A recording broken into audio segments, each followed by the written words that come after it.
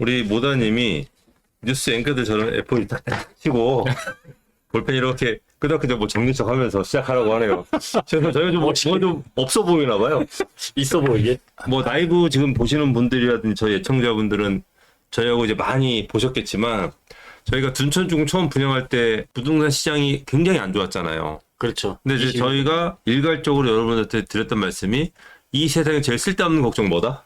둔천주공 둔천주공 걱정이다. 걱정이다는 거죠. 그러니까 그렇지. 시장이 어떻게 됐건 간에 이 만세대 규모의 위치 좋은 아파트가 떨어질 거라고 걱정하는 사람들은 뇌구조를 좀 의심해 봐야 돼요. 그러니까 너무 99% 확률로 걱정할 게 없는데 앞으로 많은 사람들이 선호하는 집인데 그러니까 이제 그런 부분들은 도저히 그리고 뭐 그때 뭐 주방뷰다 뭐다 네네. 쓸데없는 주방에서 그 뷰 좀 막히는 건 뭔 상관이 있다고. 일단은 제가 가끔 그러잖아요. 뭐든지 분양 대표님 나한테 와가지고 강남에 아파트 분양받아도 되냐고요. 네. 물어봐요. 그럼 내가 뭐라고 하는지 아세요? 뭐라고요? 일단 받아놓고 고민하라고. 그 둔천주공 분양받아도 되냐고 물어봤을 때 저희가 딱 일괄적으로 얘기했어요. 일단 받아놓고 고민하자. 당첨이 안 돼서 문제. 그러니까 안 돼서 문제인 거니까 일단 받아놓고 고민하라고. 선당 후 곰이라고 그러죠. 네. 그래서 저희는 이제 둔천주공이 신고가를 찍고 저렇게 금액이 갈 거라고 너무나 당연하게 생각을 했고 네네. 저희가 이제 봤던 거는 둔천주공 다음에 어디가 더 뛸 거냐 이제 시장이 어떻게 될 거냐를 저희가 고민했지 둔천주공이 뭐 잘못될까봐라는 생각은 아예 한 적도 한 번도 없죠. 그렇죠. 네, 그런 생각은 없었습니다. 그러니까 13억에 분양됐는데 떨어진다고 했는데 17억까지 갔죠. 17억에서 또 떨어진다고 사람들이 생각했는데 21억을 찍었죠. 그러니까 이게 기대하는 거와 완전히 반대가고 있죠. 자, 그리고 또 이번 주 이슈는 또 우리 빌라왕 80억 전세 사기꾼이 징역 8년형을 확정됐습니다. 징역 8년. 맞아요. 너무 적은 거 아니에요? 그렇죠. 이런 인간들은 아예 세상에 못 나오게 만들어버려야 됩니다. 한 80년은 좀 그렇고 한 20년 그건 죽어서 나와야 되니까. 그러니까 한 20년 정도면 얼마나 많은 사람 그래야지 다른 사람들이 그런 생각 자체를 못 할 거 아니에요. 어쨌든 뭐 그런 부분들이 있고요. 그다음에 네. 이번 주 내내 뭐 다른 유튜버들도 그렇고 전체적으로 했던 내용이 이제 공사비 상승이에요. 맞습니다. 그러니까 공급은 줄고 분양가는 오르고 이게 이제 가장 큰 요인이 공사비가 뛰어서 공사비가 뛰니까 공사를 못 들어가요. 그러니까 이제 공급은 당연히 줄죠. 이게 이번 주에 가장 큰 이슈입니다. 그죠? 그럼 우리 구독자분들은 어떻게 해야 되나? 이제 이 부분이 가장 큰 문제인 거고 이미 그 결과가 나왔잖아요. 그러다 보니까 이제 줍줍이라고 하죠. 네. 이번에 이제 무순위 청약이 나왔는데 이제 무순위 청약 같은 경우는 예전에 이제 분양가를 신고해놨는데 2, 3년 전 가격으로 분양을 하다 보니까 현재 시세가 이제 뭐 물가도 오르고 공사비도 오르고 하다 보니까 분양가가 천정부지로 오르고 있는 상황이죠. 하루가 다르게 오르고 있는 상황인데 3년 전 가격으로 분양을 하니까 이게 그 시세 차익이 현재 시세보다도 너무나 큰 기대 수익이 눈에 보이는 거잖아요. 그러다 보니까 이 모순위 청약에 사람들이 엄청나게 모이고 있는데 이걸 제가 정리를 좀 해봤어요. 대표적인 단지들을 좀 보니까 이제 개포동에서 DH 퍼스트 아이파크라고 해서 세 가구가 분양을 했는데 무려 101만 명. 그러니까 이걸 3으로 나누니까 33만 7천 대 1이라는 어마어마한 경쟁률이 나온 거예요. 하남 가밀지구의 푸르지오 마크베르가 두 가구 나왔는데 57만 명이 청약을 해서 28만 8천 대 1. 요거는 이제 상암 DMC 왼쪽에 보면은 경기도에 덕양구에 있는 덕은지구라고 있는데 거기에 DMC 한강 자이 헤리티지가 두 가구가 나오는데 21만 명. 그 다음에 둔천주공 옆에 있는 둔천 포레라는 아파트가 이제 14가구가 무순위 청약을 한 거죠. 그러다 보니까 여기에는 2만 명. 무순위 청약이다 보니까 유주택자도 또 그 지역 내 거주하지 않아도 청약을 할 수 있는 분들이 이제 이런 기회가 왔다 해서 100만 명, 50만 명씩 이렇게 청약을 하고 있는 건데요. 여기서 이제 좀 차이가 나는 거는 이 더샵 둔천포레 같은 경우는 둔천주공 옆에 있는 단지고 소규모 단지고요. 리모델링 단지입니다. 그러다 보니까 일반 재건축 단지에 비해서 상대적으로 이런 가격적인 메리트가 높지 않다. 뉴스에서는요. 둔천주공 아파트 21억하고 비교해서 이게 13억에 분양이 되니까 그 차익이 7억 정도 된다. 뭐 이렇게 나왔는데 실제로는 그 옆에 비슷한 단지들과 비교했을 때 그 가격 차이가 크지 않아요. 그러다 보니까 이 경쟁률이 상대적으로 낮았다. 그리고 재건축 아파트보다 리모델링 아파트의 내부 구조가 좀 다르다 보니까 그런 것들을 감안해서 여기는 좀 낮았다라는 거고요. 과천 같은 경우는 경우는 경쟁률이 상대적으로 몇만 대 1이 아니라 몇천 대 1이 나온 이유는 과천 같은 경우는 특별 공급이에요. 신혼부부 특별 공급하고 생애 최초 주택자금, 그러니까 주택에 대한 특별 공급이다 보니까 이 무순위 청약도 그런 특별 공급의 요건을 갖추고 있는 분들만 청약을 가능하고 또 특히나 이거는 지역에 대한 제한을 두고 있습니다. 그래서 과천에 거주지를 갖고 있는 분들만 청약을 할 수 있다 보니까 이 청약 경쟁률이 몇십만 대 1보다는 좀 낮았다라고 보시면 될 것 같아요. 그리고 이제 가격대를 얼마 정도 차이가 나냐 보니까 이제 개포동에 디포아라고 줄여서 얘기하고 있는데 요게 시세가 47억인데 22억 6천만 원에 분양을 한 거예요. 시세 차익만 무려 23억이 예상되는 상황이었고요. 가밀에 있는 마크베르 같은 경우도 시세가 10억인데 절반 가격인 5억 5천. 그다음에 이런 과천 같은 경우도 과천 지식정보타운 안에 있는 아파트들 시세가 13, 4억 하는데 8억대. 근데 이제 그런 거에 비해서 리모델링 아파트인 거는 13억에 분양을 했는데 그 주변에 있는 재개발 아파트가 한 15억 정도 합니다. 그걸 감안한다면 이 둔천포레 같은 경우가 리모델링 아파트라는 그런 약간의 차이점을 갖고 있다 보니까 생각보다는 이제 이 차익이 높지 않기 때문에 상대적으로 경쟁률이 낮았다. 이렇게 볼 수가 있는 겁니다. 이게 여러분들이 이제 보셨겠지만은 약간 신문이나 뉴스에서도 어떤 이런 불안감이나 이런 걸 약간 좀 더 조성을 해서 신고가를 찍게 만드는 것 같아요. 보셨다시피 이게 지금 현재 분양가 아니잖아요. 네. 몇 년 전에 분양했던 거하고 지금 가격은 되게 많이 차이 나잖아요. 네. 그때 또 분양가 상한제였고. 그렇죠. 규제지역이었으니까. 그러니까 22억에 그 당시에 분양했던 거고 네. 지금 시세는 40억이 넘으니까 피가 20억이야. 그럼 로또잖아요. 로또지. 그러면 뭐 몇십만 명 몰릴 수밖에 없는 거잖아요. 맞습니다. 근데 이게 무슨 꼭 아파트가 부족해서 아파트값 공사비가 무조건 뛰니까 그래서 이제 그런 것처럼 오도를 하는 거 이거 잘못됐다는 거죠. 지금 일반적으로 그냥 우리가 예를 들어서 아파트 시세가 15억인데 뭐 13억에 분양한다. 그러면 뭐 한 30대 50대 1이잖아요. 그렇죠. 그게 정상인 거죠. 근데 그것도 어마어마 사실 높은 건데. 맞죠. 이 몇만 대 1이라고 나오는 이런 부분들은 일부 지역 주변 시세하고 분양가가 절반 가까이 차이 나는 지역. 그런 경우는 이제 그런 거니까 여러분들 오해하지 마시고 우리가 전반적으로 봤을 때는 뭐 몇십 대 1, 몇백 대 1 정도의 그냥 차이가 이제 벌어지는 건데 지금까지 이제 걱정했던 부분. 집값이 이제 하락을 한다, 폭락을 한다. 내가 부동산을 사게 되면 잘못하면 예전처럼 연끌하신 분들이 굉장히 안 좋은 시기에 와서 뭐 절반 값에 내놓고 뭐 굉장히 싸게 내놓는다. 이런 거는 이제 좀 접어야 될 시기로 가지 않았을까. 그죠? 접어야 되고 이제부터는 우리가 이런 분위기에 맞춰서 어떻게 전략을 펼쳐야 되는지. 물론 시장 전반적으로 조금 사실 불안한 건 사실이지만 그죠? 그거하고는 전혀 별개로 아파트 값은 떨어질 기미가 보이지 않는다는 거죠. 한 번 오른 물가는 잡히기가 힘들다는 거죠. 우리가 적응을 하는 거지. 그래서 우리가 여러분들이 항상 물가 상승률을 계산하죠. 네. 물가는 무조건 뛰어요.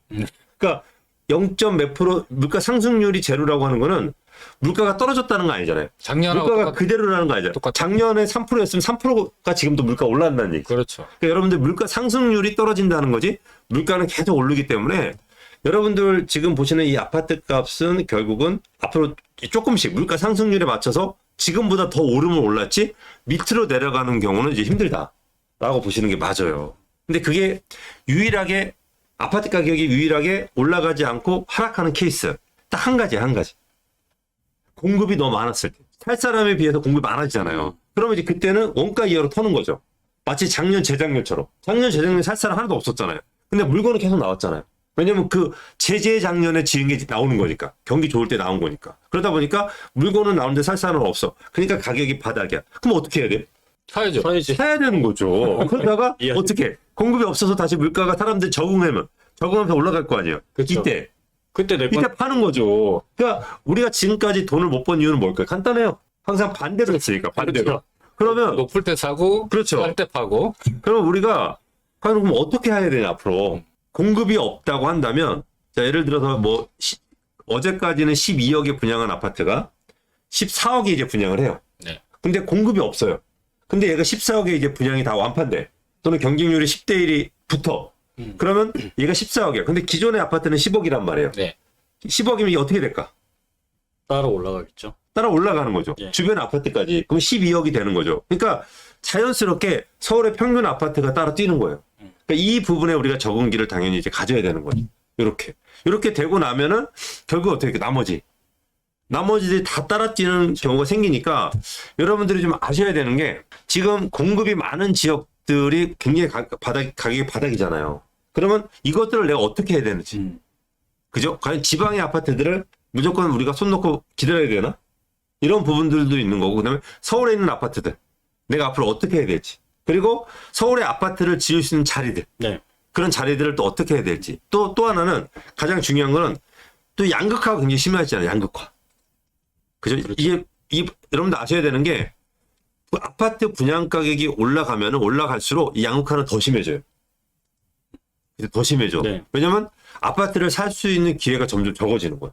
옛날에는 아파트를 내가 어떻게 하든 융자를 껴서 적게라도 해서 우리가 어떻게 아파트 사서 이렇게 가격 상승하는 걸 따라가서 어떻게 부를 따라갔잖아요. 부의 사다리를 갈아타서. 근데 이 부의 사다리를 갈아탈 수 있는 길이 점점 높아지는 거잖아요.